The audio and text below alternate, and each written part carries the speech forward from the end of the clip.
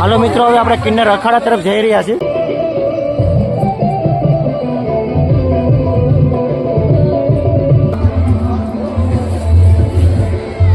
ભીડ થોડીક ઓછી છે, તો શિવરાત્રીમાં બહુ ભીડ થાય ને દર્શન. નામ જૂના અખાડા. એમાં સેમ શિવ ભગવાન આવે છે. ભગવાને વરદાન આપેલ છે કે ગિરનારની અંદર હું એક વાર વર્ષની અંદર હું આવીશ, એ તમામ ભક્તો આવશે, એના પાપ. લાઠી લાઠી લાઠી છે કોઈની સીમા નથી. એવો દિવ્ય દર્શનનો લાભ લે સાધુ સંતો.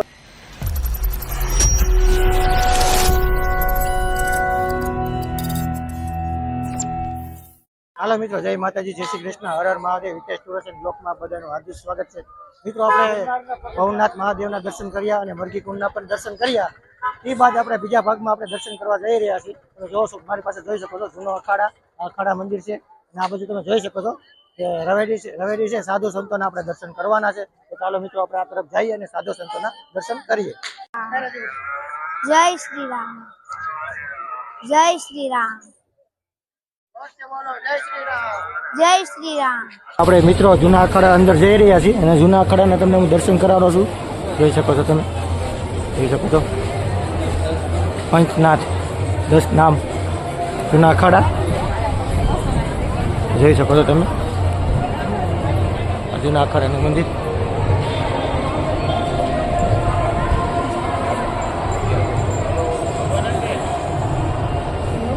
દાદાત્રી ભગવાનના તમે દર્શન કરી રહ્યા છો મિત્રો.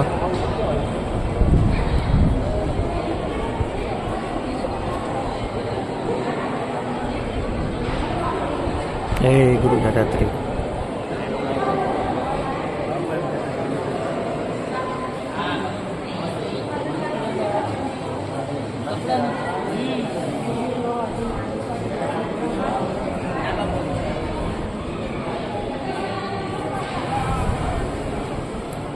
મિત્રો, આ હતું જૂનો અખાડા નહેરુ. મિત્રો, હવે તો આપણે આગળની તરફ જઈ રહ્યા છીએ મિત્રો.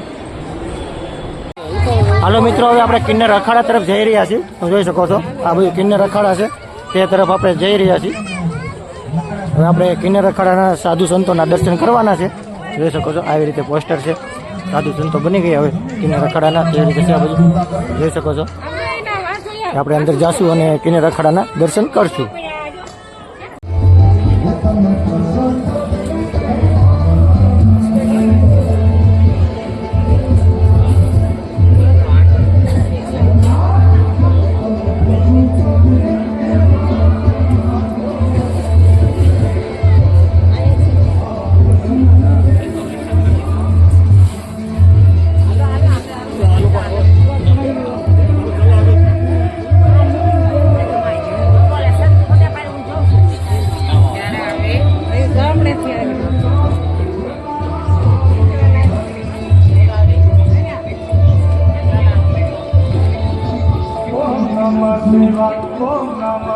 આપણે આ બાજુ જાશું મિત્રો.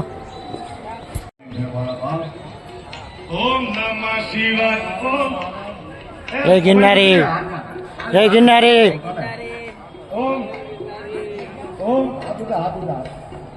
જય ગિરનારી, જય ગિરનારી. આ બાજુ મિત્રો તમે જોઈ શકો છો, કિન્નર અખાડાના અન્નક્ષેત્ર છે. આ બાજુ અન્નક્ષેત્ર ચાલુ છે, જોઈ શકો છો તમે.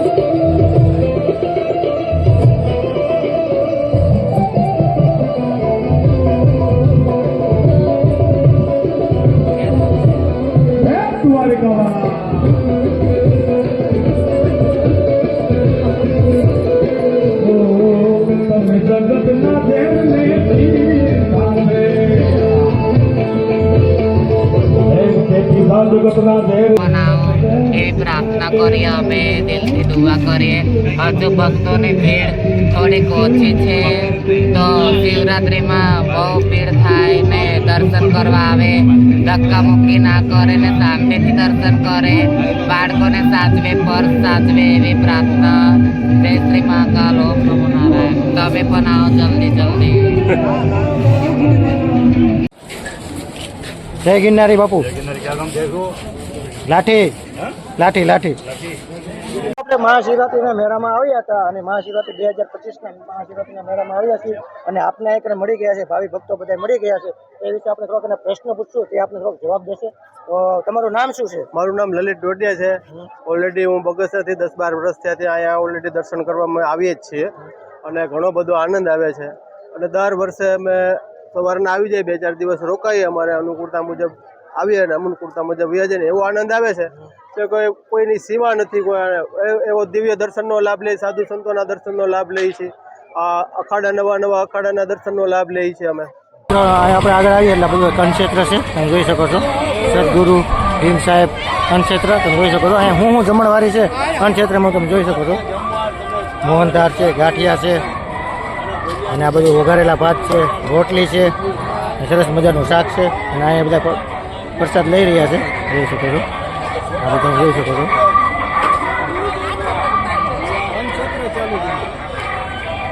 કનક્ષેત્ર ચાલુ છે, જોઈ શકો છો તમે. આ બધું બાપુ છે.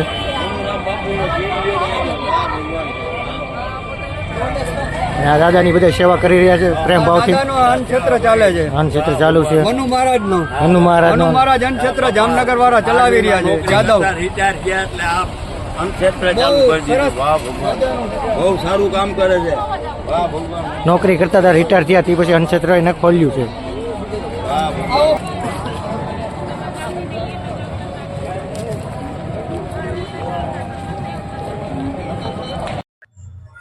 જય ગિરનારી, જય ગિરનારી.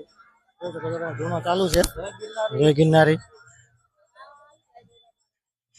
તો મિત્રો, આપણે ભવનાથ મહાશિવરાત્રિના મેળામાં આવ્યા છીએ. અહીં આપણે ભક્તો મળી ગયા છે. આજ આપણે ગિરનારના ઇતિહાસ વિશેની બધી આપણે માહિતી દેશે. તો હું ગિરનારના ઇતિહાસ વિશે શું અમને માહિતી આપશો અમને? હા, આપીશ. હું પહેલેથી જુનાગઢમાં રહેલ છું. મારા પરિવાર બધા આયા જુનાગઢમાં રહેલ અને ઇતિહાસની મને ખબર છે. 500 વર્ષ પહેલાની વાત છે. ત્યાં દત્ત મહારાજ ખુદ આવ્યા હતા. ને દત્ત મહારાજની જગા 4 ચોક છે, અહીંયા બેસતા. પછી પબ્લિક લોકો આવતા, બાપુની સેવા કરતા અને કંઈકના દુઃખ દૂર કરતા. ગિરનારી મહારાજ સેમ ભગવાન શિવ રૂપ છે ને, જેથી કરી એને સેવા કરતા કરતા પછી એને એમ થઈ ગયું ગિરનારી મહારાજને કે હવે હું પબ્લિક ત્યાં બહુ ઘેરાઈ ગયો છું, એટલે પોતે ઉપર વહી ગયા. ત્યાં બી પબ્લિક ઓછી, એટલે ભગવાન દત્ત મહારાજને એ કીધું કે આ મેળો છે ને પ્રાચીન કાળનો છે. આ કોઈ મેળો ફેશનનો નથી, કોઈ ખાવા પીવા નથી. અહીંયા ભોજન ને ભજન, અહીંયા 2 વસ્તુ બને. આ જે સંતો છે એમાં સેમ શિવ ભગવાન આવે છે.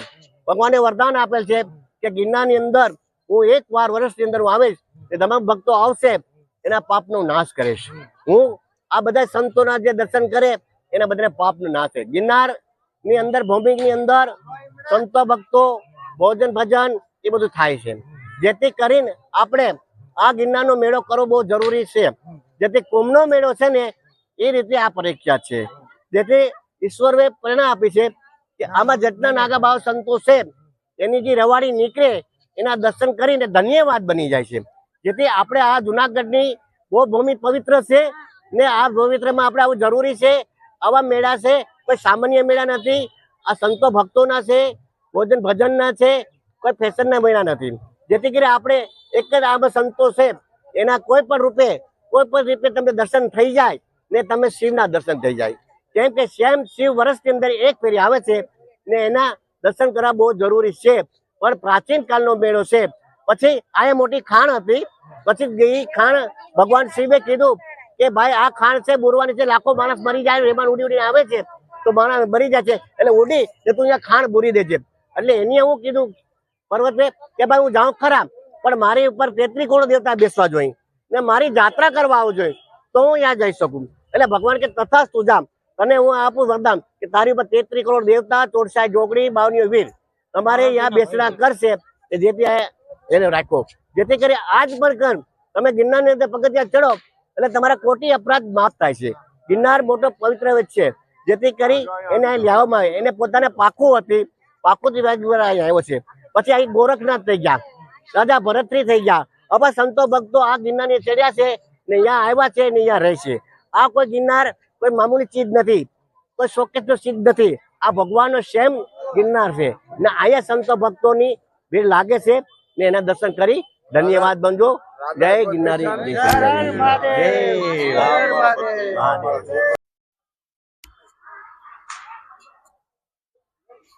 તો મિત્રો તમને મારો વિડીયો ગમ્યો હોય તો લાઈક કરો, શેર કરો અને સબસ્ક્રાઈબ કરો. તો ચાલો મિત્રો નવા વિડીયો સાથે મળશું. જય માતાજી, જય શ્રી કૃષ્ણ, હર હર મહાદેવ.